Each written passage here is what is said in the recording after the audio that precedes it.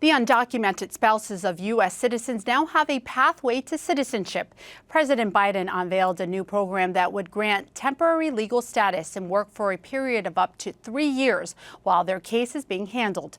As Ted Goldberg reports, the new policy could impact some of the 16,000 DACA recipients here in Jersey. For DACA recipients, it can be a decades-long process to become an American citizen. This is literally the only place that I've ever lived, come to know, if anything, because mind you, I came here when I was 3 years old. So anything that I might have experienced in Uruguay, I might have forgotten. It's a frustrating process for many of us because it's very uncertain what the future holds. Eric Cruz Morales left Mexico for the U.S. with his family when he was 8. As a DACA recipient, he fills out forms and pays about $600 in fees every other year, a process he says is cumbersome. But under a new program from the Biden administration, it would streamline the process for some DACA recipients to become citizens. I think it's a great step in the right direction. President Joe Biden has made a few major moves on immigration recently. An executive order has created a pathway to citizenship for people married to American citizens for 10 years. These people would also stay in the U.S. while their case is being heard and would be on work visas for 3 years. Immigration advocates have mixed views on this, with skepticism about timing. It's very hypocritical to be able to do this. I'm not sure, what the reasons were.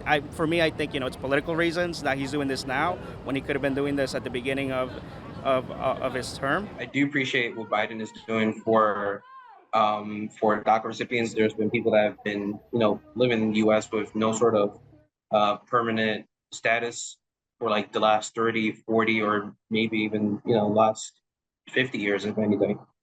So we're trying to see if we can get those protections put in place, rather than later. He's doing this very delicate balancing act. And the problem is he's not ever going to win this issue.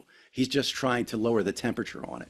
Earlier this month, President Biden put a daily cap on how many people can cross the border and claim asylum. A plurality of Americans approves of this, according to the most recent Monmouth poll. Even then, 46% of Americans think the order is not tough enough when it comes to dealing with illegal immigration. Biden's approval rating sits at 38%, which isn't his lowest mark, but it doesn't bode well for his chances at re-election. We haven't seen a president who goes into the election under 40% approval win. Donald Trump has successfully used immigration as, kind of this catch-all for how the country is in chaos and how we are being, culturally threatened. There's also the fact that executive orders can be easily overturned by whoever sits in the Oval Office. If President Trump wins, then, chances of this program being revoked are very likely just from his rhetoric and from his stance on immigration. This is something that he would not support. DACA recipients will be keeping a close eye on the next election, as a possible path to citizenship could hang in the balance this November. For NJ Spotlight News, I'm Ted Goldberg.